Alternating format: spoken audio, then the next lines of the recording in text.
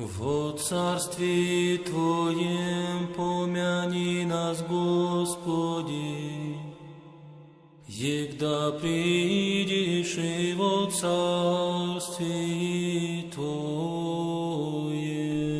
Step 13. On Despondency. As we have already frequently said, this, we mean despondency, is very often one of the branches of talkativeness and its first child, and so we have given it its appropriate place in this chain of vices. Despondency is a paralysis of soul, an enervation of the mind, neglect of asceticism, hatred of the vow made. It calls those who are in the world blessed. It accuses God of being merciless and without love for men. It is being languid in the singing of psalms, weak in prayer, like iron in service, resolute in manual labor, reliable in obedience. A man in obedience does not know despondency, having achieved spiritual things by means of sensory things. Community life is opposed to despondency, but she is a constant companion of the hermit. She will never leave him till his death, and wrestles with him daily till his end. Seeing an anchorite's cell, she smiles, and creeps up and camps nearby. A doctor visits the sick in the morning, but despondency visits ascetics about noonday. Despondency is a pretext for hospitality. She insists that by means of manual labor, alms could be given. And she urges us eagerly to visit the sick, recalling him who said, "I was sick, and ye visited me." She puts into our heads to go out visiting the dejected and faint-hearted, and sets one faint heart to comfort another. She reminds those standing in prayer of necessary duties, and, Brutus as she is, she leaves no stone unturned to find some plausible pretext to drag us from prayer as with a kind of halter.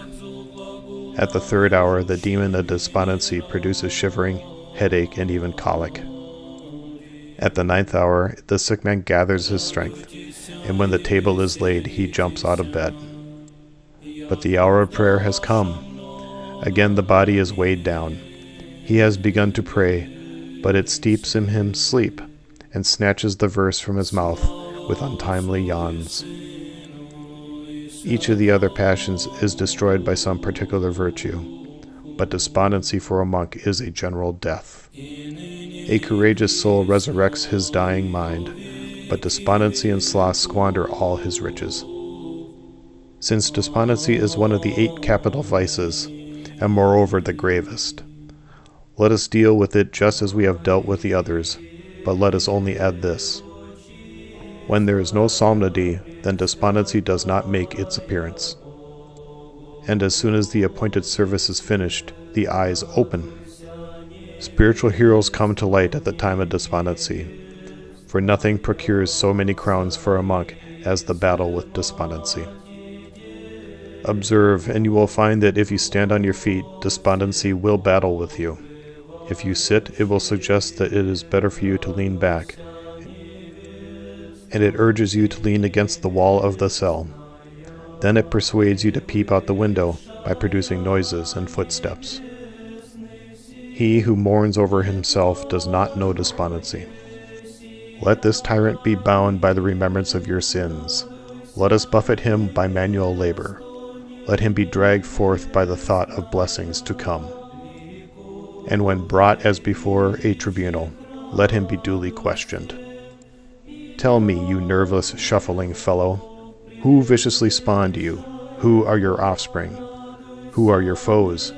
Who is your destroyer? And despondency, under compulsion, may be thought to reply, among those that are truly obedient, I have not where to lay my head.